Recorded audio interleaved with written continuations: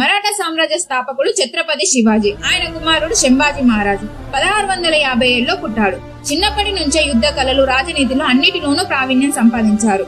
కేవలం 14 ఏళ్ల వయసులోనే మొఘల్ సైన్యంతో యుద్ధం చేశారు. తన తండ్రి శివాజీ మహారాజ్ 1680లో మరణించిన తర్వాత ఆయన మరాఠా సామ్రాజ్యపు 2వ ఛత్రపతిగా పట్టాభిషిక్తులయ్యారు. మొఘల్ చక్రవర్తి ఔరంగజేబ్ డెక్కన్ ప్రాంతాన్ని మీద పూర్తి నియంత్రణ సాధించాలని ప్రయత్నించాడు. కానీ శంభాజీ మహారాజ్ మొఘల్ సైన్యానికి ఎదురు నిలిచి వారిని పలుమార్లు ఓడించారు.